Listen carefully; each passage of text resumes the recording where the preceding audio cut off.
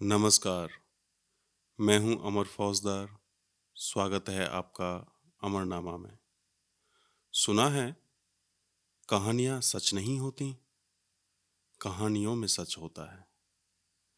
तो चलिए मैं सुनाता हूं मेरी ही लिखी हुई पोस्टकार्ड सीरीज की पहली कहानी, कागज का लिबास। दूसरा पत्र। वैसे कहने के लिए अभी तक जितने भी पत्र मुझे मिले थे वो काफी लंबे लंबे पत्र थे। कितना कुछ कहने की कोशिश की गई थी। कितनी अद्भुत बात है कि जब कोई हमारे पास सुनने वाला नहीं होता तो हम कितना कुछ कहना चाहते हैं, लेकिन जैसे ही कोई कान हमारे होठों के नज़दीक पहुंचने लगता है, हमारा कहना भी उतना ही कम होता चला जाता है। ये तो बिल्कुल वैसी बात हो गई जैसा पांडे बुला करता था। दरअसल पांडे को एक लड़की से मोहब्बत हो गई थी और उस लड़की को पांडे से। ऐसा पांडे बोलता था, लेकिन जैसे ही वक्त की खिड़की खुली, मोहब्बत का पंछी उड़ गया और वैसे ही वो लड़की। अब बेचारा पांडे दिन और रात उस खिड़की से बाहर झांकते हुए आवाज देता रहता था कि शायद वो पंछी उसकी आवाज सुन ले और वापस लौट आए। खैर, न तो वो पंछी लौटा और लड़की का तो सवाल ही नहीं था। मैंने एक दिन पूछा, पांडे ये बता, तू फोन क्यों करता रहता है उसको? अगर चली गई है तो जाने दे। तो कहने लगा, तू नहीं समझेगा, मुझे उससे कुछ कहना है, कुछ बात करनी है। और तू सोच रहा है कि मैं उसको बोलूँगा कि वापस आ जा, फिर से शुरुआत करते हैं, फ्रेश एकदम। ये सब बिल्कुल नहीं। उनका आसमान उनको मुबारक, लेकिन जो मेरे हिस्से का है, समझ रहा है, जो इधर दिल में है, वो तो मैं कह कर रहूँगा। पता है, मैं तो कुछ कह ही नहीं पाया, मैं बस सुनता रहा। इससे पहले कि मैं कुछ कहता, वक्त की सिर्फ खिड़की ही नहीं, दरवाज़ा भी खुला था और वो चली गई। समझ रहा है, समझ रहा है मैं क्या बोल रहा हूँ, क्या कह रहा हूँ? तू क्या ही समझेगा, तू क्या करेगा, ज्ञान देगा मेरे को? किस रास्ते सबको गुजरना पड़ता है, इस दुनिया में आज तक कोई नहीं बच पाया, ठिकाना फलाना। लेकिन ये जो मेरे पास रह गया है ना, अनकहा, जो मैं किसी और को नहीं कह सकता, ये परेशान करता है, ये जीने नहीं देता। मालूम है तुझे, अलग अलग रूप बदल कर आता है। कभी याद बनकर आएगा, तो कभी गुस्सा बनकर, तो कभी मुस्कुराहट बनकर पूरे शरीर पर फैल जाता है। इतना कहकर पांडे एक पैग एक घूंट में सूत गया, गिलास बगल में फेंका और हमेशा की तरह फिर से उसको फोन लगा दिया। मैं बोलता रहा कि पांडे फोन रख दे, रात के 2 बज रहे हैं। सुन, अगर उठाने का मन भी होगा तो भी नहीं उठाएगी अभी, दिन में कर लेना। लेकिन जब तक उसके फ़ोन की घंटी बजती रही, तब तक वो समाधि जैसी अवस्था में रहा। और इस बार भी हमेशा की तरह फ़ोन की घंटी बज बज कर बंद हो गई और पांडे फिर से अपनी आसपास की दुनिया में वापस लौट आया और बोला, चल गिलास दे, एक और बनाता हूँ। गिलास में पानी डालते हुए कहने लगा, बस यार एक बार फ़ोन उठा ले।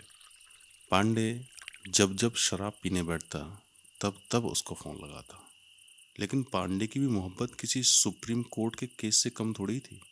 वो याचिका पर याचिका दायर करता रहा और फिर एक दिन उसके केस की सुनवाई हो गई। उसने फ़ोन उठा लिया। बोल। क्या बोलना है तुझे? आज जो भी कहना है तू कह। मैं सब सुनूंगी। बोल अभी। लेकिन फ़ोन की दूसरी तरफ एक गहरा मौन, और कुछ मिनट बाद फ़ोन कट गया। इसके बाद फिर कभी पांडे ने उस खिड़की से आवाज़ तो क्या, झांक कर तक नहीं देखा। और उस दिन वो खिड़की हमेशा के लिए बंद हो गई। और आज कुछ वैसी ही स्थिति मुझे मेरे सामने दिखाई पड़ती है। जब तक मैंने कोई जवाबी पत्र नहीं लिखा था, एक के बाद एक पत्र की लंबाई बढ़ती चली गई। और अब मेरे पत्र के जवाब में एक छोटा सा पोस्ट कार्ड। उन्होंने लिखा, मुझे लगता है आपने पत्र बड़ी जल्दीबाजी में लिखा है। लेखक होकर भी आप आप और तुम के चक्कर में उलझ गए। आपके पत्र को मैंने कई बार पढ़ा, बस ये समझने के लिए कि कहाँ पर आपने मुझे आप कहकर अपने आप से दूर कर दिया है और कहाँ पर आप मुझे अपने करीब ले आए हो तुम कहकर। मैं तो कहूँगी कि आप मुझे तुम ही कहकर बुलाओ। आपने लिखा है कि 14 पत्र मैंने भेज डाले। दरअसल मुझे नहीं पता मैंने कितने पत्र आपको लिखे और कितने भेजे, और मुझे कभी गिनने का ख्याल भी नहीं आया, और आए भी क्यों। जब एक नदी समुद्र की यात्रा पर निकलती है तो क्या वो गिनती है उसने कितने मील की यात्रा की है? तो फिर मैं क्यों गिनूं? और जब तक नदी समुद्र से नहीं जा मिलती तब तक एक अनंत इंतज़ार की शक्ति से ही अपने आप को संभाले रखती है, बांधे रखती है। इंतज़ार की ही शक्ति से अपने आप को भटकने से बचाती है, और यही शक्ति मेरी जीवन शक्ति है। और किसी ने सही कहा है, जहाँ इंतज़ार नहीं वहाँ ज़िंदगी नहीं। जब से तुम्हारा पत्र मिला है तब से बुखार ने मुझे आ घेरा है। शायद आपकी पत्र की ऊर्जा ने मेरे शरीर को तपा दिया है, लेकिन कमाल की बात तो यह है कि ऐसे बुखार में भी लगातार मेरा मन आइसक्रीम के सपने देख रहा है। आपने सही कहा है कि मैं आपको अपनी बालकनी से देख पाती हूँ, और जब मैं आपको नहीं देख पाती तो मेरी नज़र मेरे घर के सामने मजबूत खम्भों पर टिके मेट्रो स्टेशन पर टिक जाती है। हर 5 मिनट में एक मेट्रो आती है और दूसरी चली जाती है, और सोचती हूँ कि क्या हम भी ऐसे नहीं हैं? हम भी अलग अलग मेट्रो में सवार हैं, और जब भी कोई ट्रेन स्टेशन पर आकर रुकती है हम थोड़ी देर के लिए ट्रेन से उतर जाते हैं, और इस दौरान जो वक्त बीतता है एक मेट्रो से उतरने के बाद और दूसरी मेट्रो पकड़ने के बीच, उसी को हम जिंदगी कह देते हैं। बिल्कुल मामूली सा वक्त और एक अनंत की यात्रा जो कि हम सब कर रहे हैं।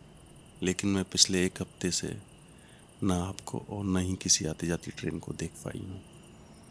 वैसे कुछ दिन की ही बात है, जैसे ही ठीक हो जाऊंगी वैसे ही फिर से बालकनी में जाकर आपकी जलती हुई सिगरेट और उसकी राख की तरह झड़ते हुए आपके ख्यालों को अपनी कल्पना में जी पाऊंगी, क्योंकि मुझे कोई उम्मीद नहीं है कि आप मेरे पसंद की कहानी कभी लिख पाओगे।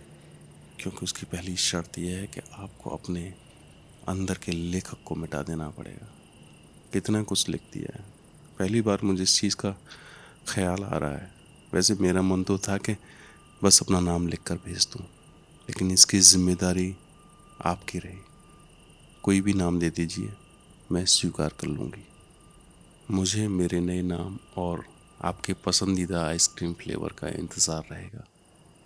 अंत में एक और बात, आपने लिखा था आप नौकरी की तलाश में हैं, तो मेरे पास एक नौकरी है, लिखने का ही काम है, और पगार भी अच्छी मिल जाएगी।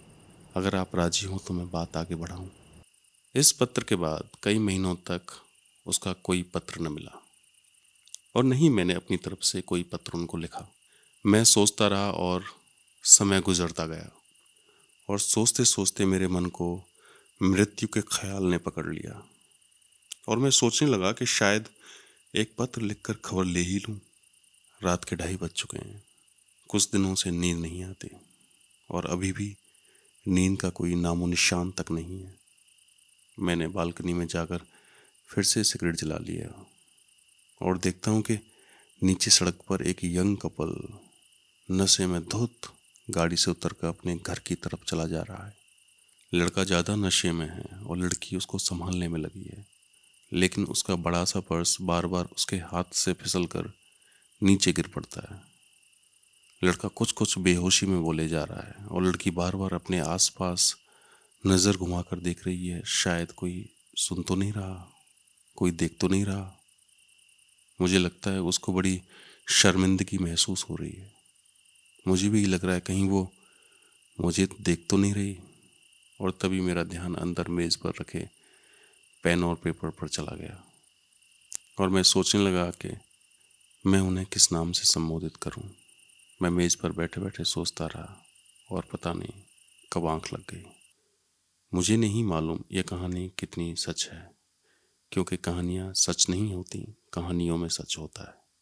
आपसे मुलाकात होगी अगले पत्र के साथ अगले हफ्ते। इतने प्यार से आपने सुना, उसके लिए बहुत बहुत शुक्रिया।